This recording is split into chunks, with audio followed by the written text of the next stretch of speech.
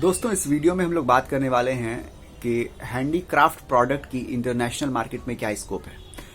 अगर handicraft product की बात की जाए तो खासतौर से इंडियन हैंडीक्राफ्ट प्रोडक्ट्स की जो है शुरू से इंटरनेशनल मार्केट में बहुत ज़्यादा डिमांड रही है।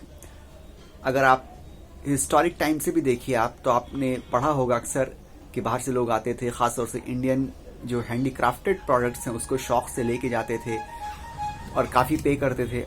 आज भी वही हाल है। दुनिया भर में हिंदुस्तान के, इंडिया के बने हुए जो हैंडीक्राफ्टेड प्रोडक्ट्स हैं उनकी बहुत ज़्यादा डिमांड अभी भी है। बिल्कुल, अगरचे आप डेटा की बात की जाए तो अगर आप एक्सपोर्ट डेटा देखिएगा डिफरेंट सेक्टर्स के तो आपको यही नज़र आएगा कि हैंडीक्राफ्ट प्रोडक्ट के एक्सपोर्ट के जो डेटा जो रिजल्ट देते हैं वो उसे ये पता चलता है कि हैंडीक्राफ्ट की एक्सपोर्ट हमेशा जो इंडिया में हुई है वो हमेशा उसका रेट जो है, उसका ग्राफ जो है ऊपर की तरफ गया है, वो कभी नीचे नहीं आया है। यानी कि हमेशा ज़्यादा से ज़्यादा एक्सपोर्ट पूरी दुनिया में इंडिया से हैंडीक्राफ्ट प्रोडक्ट हो रहे हैं। बाकी दूसरे सेक्टर्स में कभी अप होता है, कभी डाउन होता है, मगर ये हैंडीक्राफ्ट एक ऐसा सेक्टर है, अगर डेटा के हिसाब से बात की जाए, इसमें हमेशा जो है इंक्रीमेंट नज़र आया है। हमेशा ज़्यादा से ज़्यादा मैक्स टू मैक्स जो है इंडिया से एक्सपोर्ट हुआ है हैंडीक्राफ्ट प्रोडक्ट।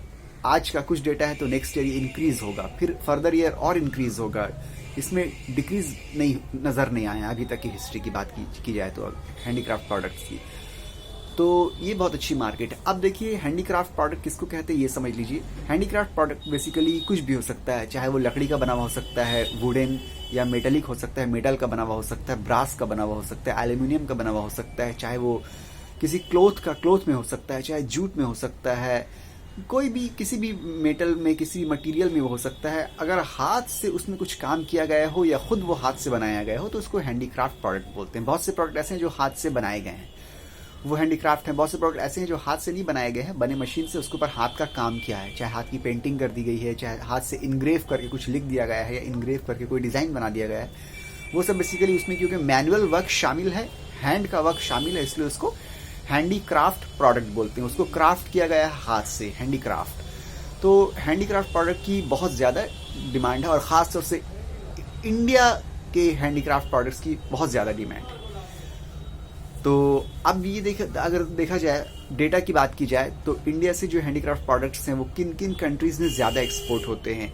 करंट डेटा के हिसाब से यूएसए में सबसे ज़्यादा एक्सपोर्ट होते हैं इंडियन हैंडीक्राफ्ट प्रोडक्ट्स, उसके बाद यूके में, उसके बाद ऑस्ट्रेलिया में, उसके बाद कनाडा में, नीदरलैंड्स में, इटली में, फ्रांस में, जर्मनी में, ऑस्ट्रेलिया में और लैटिन अमेरिकन कंट्रीज़ में। ये मिला जुला के मेरे ख्याल से 10 कंट्रीज ऐसे हैं जो टॉप में आते हैं जहाँ पे इंडिया के हैंडीक्राफ्ट प्रोडक्ट बहुत ज़्यादा एक्सपोर्ट होते हैं। और ये तमाम कंट्री जो है बहुत ज़्यादा रिच है अपने आप में और बहुत ज़्यादा पे करती है। दूसरी बात ये है कि हैंडीक्राफ्ट प्रोडक्ट में अगर आप आइए, ये बहुत ज़्यादा प्रॉफिटेबल इंडस्ट्री है। वजह इसकी ये है कि इसमें किसी भी प्रोडक्ट की जो प्राइसिंग है वो आप सेट नहीं कर सकते हैं। हर इंडस्ट्री में एक इंडस्ट्री रेट होता है कि ये इंडस्ट्री रेट है। मान लीजिए अनियन अगर है, सपोज कीजिए कि वो 50 रुपए किलो है, या अनियन एक सर्टेन प्राइस जो भी अनियन का है तो वो पूरी इंडस्ट्री का वही प्राइस होगा। पोटैटो अगर है तो पूरी इंडस्ट्री का वही प्राइस होगा, ठीक है।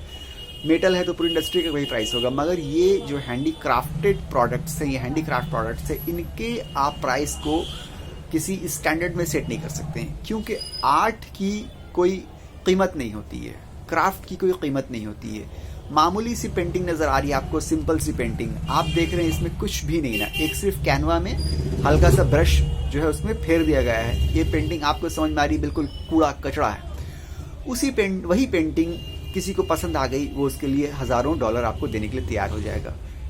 हो सकता है कि उसको उस पेंटिंग में कुछ अच्छा नज़र आ गया, हो सकता है उसको ज़्यादा सेंस है, आइडिया है, उसको ज़्यादा नॉलेज है उसके बारे में, पेंटिंग के बारे में आपको नॉलेज नहीं है। तो ये हैंडीक्राफ्ट प्रोडक्ट पसंद आने पे, अगर सामने वाले को पसंद आ जाए आपके जो प्रोडक्ट हैंडीक्राफ्ट, वो आपको जो है मुंह मांगी कीमत दे देगा। और बेसिकली हैंडीक्राफ्ट प्रोडक्ट में कंपटीशन बहुत कम होता है, क्योंकि हैंडीक्राफ्ट जो है आप जिस एरिया से बनवा रहे हैं वहाँ के लोग जिस तरह से बना रहे हैं, दूसरे एरिया के लोग उस तरह से बनाए, ज़रूरी नहीं ना। इसमें डिफ्रेंसिएशन या वेरिएशन बहुत ज़्यादा होता है। तो ये ऐसा नहीं हो सकता कि आप जो प्रोडक्ट मार्केट में लेके आए हैं अगला उसी प्रोडक्ट को कॉपी करके वो भी लेके चले आए, जो कि दूसरी इंडस्ट्रीज़ में होता है। तो यहाँ पे आप बिल्कुल प्ले सेफ सेफली और सिक्योरली अपना एक अच्छा बिजनेस रन कर सकते हैं एक्सपोर्ट का, हैंडीक्राफ्ट के, और इससे आप बहुत ज़्यादा पैसा अर्न कर सकते हैं, क्योंकि प्रॉफिट मार्जिन इसमें बहुत ज़्यादा हाई हो सकता है। जितना आप बोल दीजिए सामने वालों को पसंद आ गया तो वो उतना ही देगा, क्योंकि ये एक शौक की चीज़ है, डेकोरेशन की चीज़ होती है आमतौर से, ठीक है। तो जो पसंद आ जाता है वो लोग उसकी प्राइस अगर उनको समझ में आती है तो वो दे देते हैं, और बहुत टाइम उससे ज़्यादा भी दे देते हैं अगर उनको और ज़्यादा अच्छा लग गया तो। ये है एक्सपोर्ट की एक ऐसी इंडस्ट्री जिसमें आप बिल्कुल आसानी से आ सकते हैं और इसमें आप बहुत ज़्यादा प्रॉफिट अर्न कर सकते हैं। एक्सपोर्ट की अगर बात की जाए, इंटरनेशनल मार्केट की अगर बात की जाए, तो हैंडीक्राफ्ट से आप एक्सपोर्ट अपना स्टार्ट कर सकते हैं। ठीक है दोस्तों, मिलते हैं अगले वीडियो में, जब तक के लिए गुड बाय।